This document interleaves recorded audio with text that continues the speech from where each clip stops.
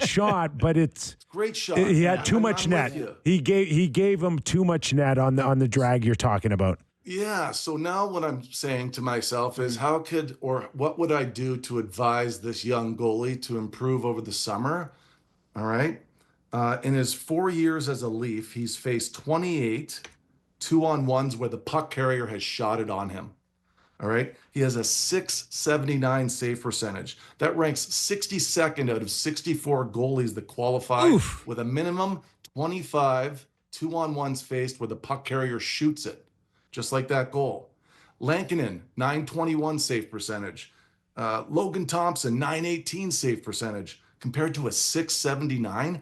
Do you know what we do now, guys, in this day and age, because we have the access? Go and watch out what those guys are doing. What are they doing differently? Depth-wise, how do they keep their feet under them so they can adjust their angle, right? Because again, there's two mistakes. Misses angle and then tracks back. And the reason why he tracks back, he can't track down, is because he's reaching now at a puck that no longer has the net in front of him. All right? So that was goal number one. Goal number two, bad rebound on Marchand's shot to start the play. That should have been the dead puck right off the hop. And setting expectations for goalies, guys, you know what that means to me? All shots from the top of the circles out, it's not just a save, guys. It's controlled. That Marchand one comes in his belly. He needs a freeze there. It spits out, comes around the net, ends up in the back of the net. But to me, again, I'm just track it back. Several seconds or 3 touches. That one should be dead. Goal number 3 is off of the angle. He's not set. He kicks out a bad rebound. That's a bad rebound. It's a pass off the rebound, difficult scoring chance. But again, he starts it. Goal number 4 is a low danger deflection off the ice. Should have it. That's NHL standard. So this year, that's when I knew the game was over. I mean, it was already getting out of hand anyway. Yeah. But this year in the postseason, it's 74% chance to lose if your goalie gives up a bad goal and the other guy doesn't. Regular season was 86%. But now you got the top guys going every night. Goal number 5 is step off the angle, and he sets the screen on himself. He was off angle. So if I'm Joseph Woll, I've had a great season. I love my year. But, man, is there a lot of learning here. And you know what, kid?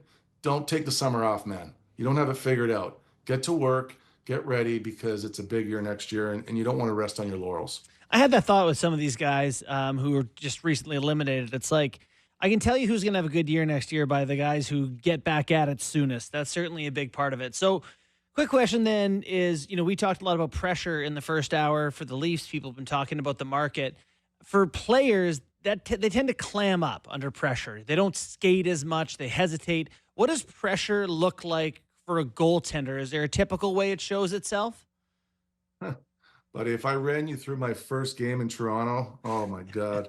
I mean pressure, and I get it. I've been reading the headlines, and there's so much attention that you love it. It makes you rise up. It makes you play better. Maybe because you're on edge. I felt like personally, I don't know how you guys felt, but I struggled when I got complacent. Mm-hmm. When I was complacent, I got smoked. And when I was on edge or pressure, play better. So, it's almost like, what did I come across today? I was laughing about. Remember Devin Cooley 2 years ago? We're all going to die anyway, right? That's right. It was after his 49 saves against Seattle. We're all going to die anyway. I'm watching the game, and I just wish the guys would have had a thought like that, because when Berube says it's all mental, it is. Right. Boys, can we back check? The back check is non-existent. If you don't back check, you can't set yourself up at all. Mm-hmm. The goalie has 0 reads. It's just a complete cluster. But I know that I felt like it heightened my intentions. I'll never forget it. We're coming in on the bus, right? We land, and Shanny stands up at the back of the bus, and he goes, "Hey, Valley, who's starting tomorrow?" And this is my first start, guys, in the 16th game of the season. I haven't even moved into my apartment yet because I haven't got the pink slip. I'm the last guy on the team. I sit next to Henrik. Hank turns around. He goes, "Valley's playing." And then Shanny goes, "Ooh." Thanks, Shanny. Awesome. Yeah, he goes, Matt Sundin's going to be licking his chops. And then he's going through the whole thing where we're going through his old neighborhood. He said, "That's where I kissed so-and-so, my first kiss, going back to the hotel." And Glenn Sather comes in and he goes, "Hey guys, we're going to go to the Hockey Hall of Fame right now. We got to sign autographs." I'm like, do I really need to sign 300 autographs for the next 2 hours the night before my first start in Yeah. Toronto? Got my parents calling me, telling me they rent a limo. They're already partying. I'm like, what are you guys partying about? It might not go right. Like, I'm trying to get everybody to slow Pump the brakes here. Oh, big time. The next day, it was the elementary school going to the pregame skate. Every time I let one in pregame, I got 11,000 kids behind me cheering. Before the game, I run into one of the girls that's working there that I used to date in high school. That was a distraction. Like it was everywhere. It was a complete gong show.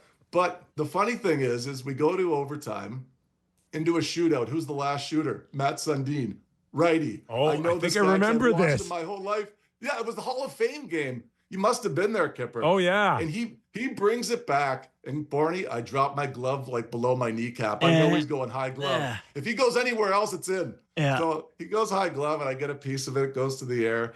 Anyhow, Shandy comes up to me first. He's like, "I knew you had this." You know, we were partying. That's And awesome. then we go into the locker room, and we had the Hall of Fame guys were all in the room, and I got a standing ovation. One of the best days of my life. Wow. But when I look at that game afterwards, I'm saying, all right, I did it once, but can I do that 50 times a year? Right. That's what I wonder sometimes. I mean, that's the pressure these guys are dealing with, and that's why I think sometimes you get a ripcord because you can't fail if you don't play. Mm-hmm. And that's why my antenna's always up when you see a guy get touched a little bit, and well, you guys know me. I always wonder about stuff like that. That's great. Just watching these playoffs, Valley, and I know maybe it's just me because I've watched the Leafs so much, but like passing's really hard in dangerous areas here, and maybe it's just more of players being told to dump and chase, but the block shots are gone to another level this time of year, and it's so hard to get pucks to the net and through these days. Like what do the numbers say comparing the playoffs to the regular season? Well, I'll start with just seeing the last game because as I was watching the last game, now the Leafs had 4 high danger chances in the first period. They had 5 in the game overall. Okay. In the first period, they had the Pacioretty one that was net front where Bob gets an arm on it. It was a good save. The Nylander one where he kind of fades away and he's just misses it. But those two guys, to me, they're on their heels a little bit. They're not, as Kipper, you'd want them to be like, maybe even Nylander, stop on the puck there and play it, drive it home. Yeah. We saw Edmonton advance on Aiden Hill like that, right? Just stop on a play and hammer it. I think it was Kapanen. So we also saw the Scott Laughton breakaway and the Steve Lorentz breakaway. And I thought this was interesting. Okay, we've already sort of talked about the breakaway he shot too soon, right? So what do you think I look up? Are these guys even good on breakaways? Like it could have been maybe somebody else on the team, right? Right. So Scotty Laughton, not bad actually. He's had 31 breakaways in the shocking. last 3 years. Yes, well, Philly led the league in breakaways last year. I know this one offhand because it's a funny one, but they had 40. This is not this past season, 2 seasons ago. They had 42 breakaway goals 2 years ago, and the Rangers had 9. Oh, wow. So sorry, oh, you're yeah. talking Laughton. Laughton had 31 Laughton. breakaways. Okay. Yeah, Laughton. So Laughton, he comes from Philly and all that, but they do run and gun. They lead in rush and all that jazz. So 31 chances over the last 3 years.